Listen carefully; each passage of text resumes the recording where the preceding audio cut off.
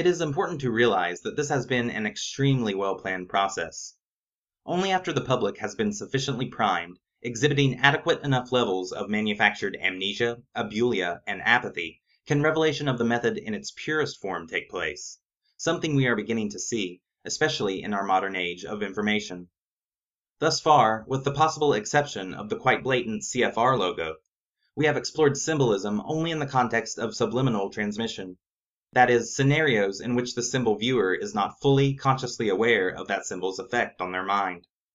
Revelation of the method in its most fully realized sense is the making manifest of all things hidden.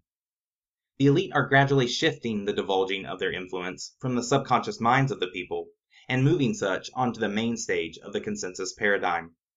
The beast is slowly emerging from the shadows and announcing its presence to the world, in this, the final act of a psychodrama of enormous scale.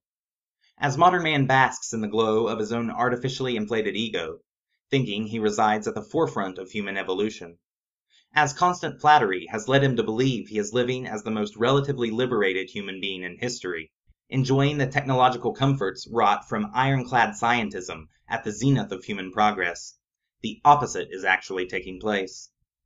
A carefully orchestrated process of human alchemy has long been in effect, one that has sought to transmute a self-empowered, spiritually connected mankind into the soulless drones of a mechanized, strictly material age.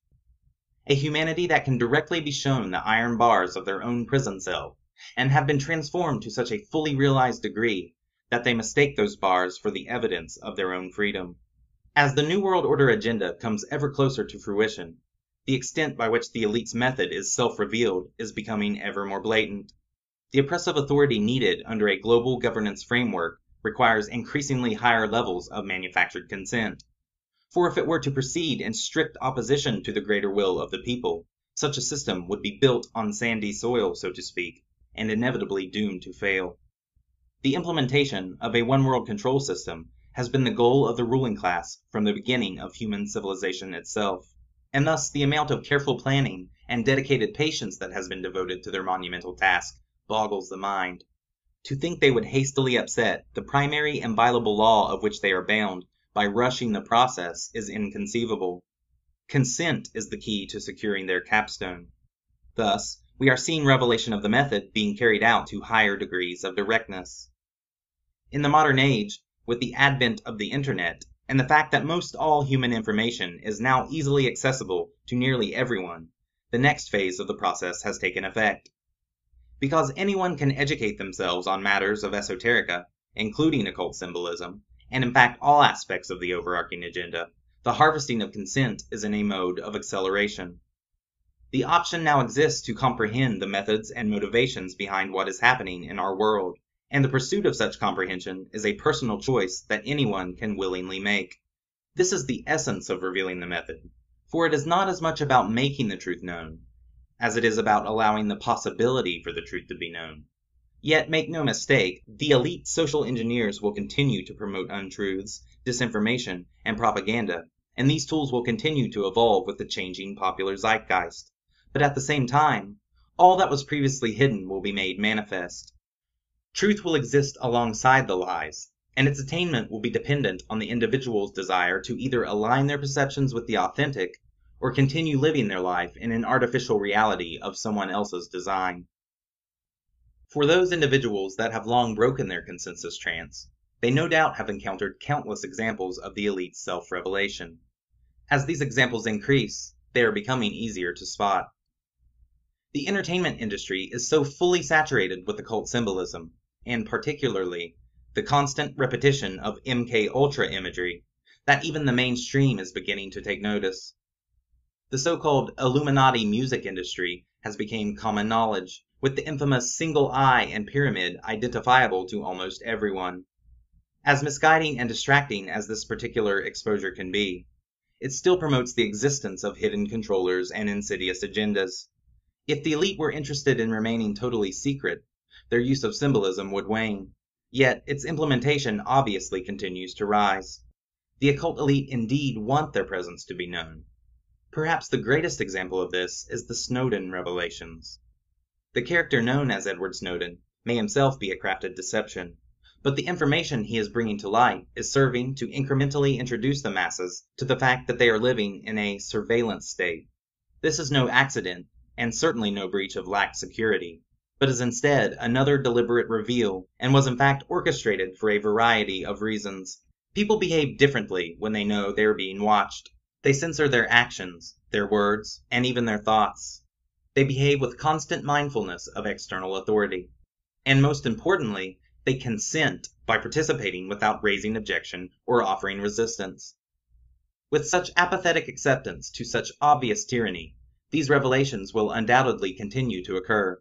The sheer boldness already exhibited by the architects of civilization is astounding, as they are so fully confident in their grip on society that they will outwardly announce their presence and aspirations, and remain certain that an entranced humanity will either reject such notions as ridiculous conspiracy, or, if they do happen to accept it, will lack the means, integrity, and willpower to overcome their plight.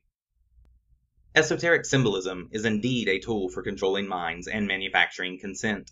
However, these symbols can most certainly be reclaimed and used for the upliftment of humanity as well.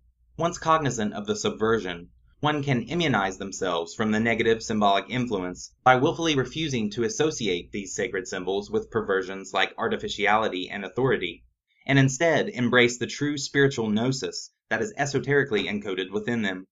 Instilled amnesia can be healed by reconnecting with one's true esoteric roots, honoring past ancestors, celebrating cultural tradition, and refusing to let these vastly important ideas and practices be forgotten. The immense spiritual insights and universal wisdom of our ancestors is far too precious and important to lose touch with.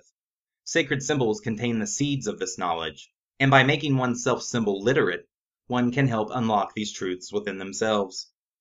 The sequestered knowledge of human consciousness, its interrelation with the movement of the heavens, and the consequential principles of creative will were, after all, stolen from our truly enlightened ancestors, the mystics and sages of the ancient world.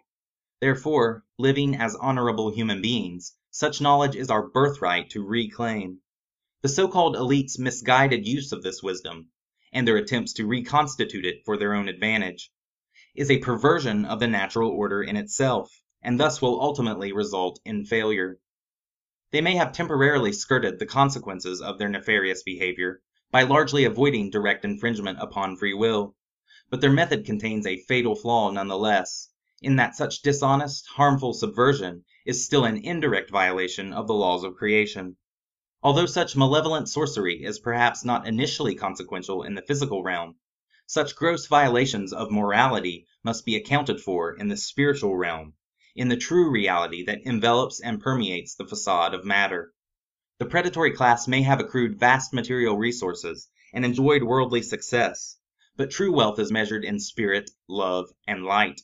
Perhaps the more appropriate emotion to feel then, in regards to the occult elite, is most certainly not fear or even anger, but pity, for their spiritual journey and return to source has been halted, as they have trapped themselves in the lower realms of consciousness, with no real sign of progress in sight.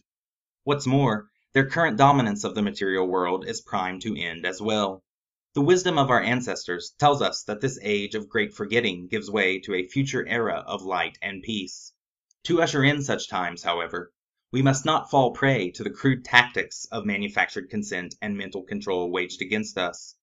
What we must do is continue to better understand the methods and motivations of evil that operates in this world, and summon the will within us to say no to it, to not give away our consent, but to trust and follow our own moral compass, and to exercise the birthright of every human being on this planet, to live, to grow, and to thrive, each as free and unique expressions of the life-giving force within us all.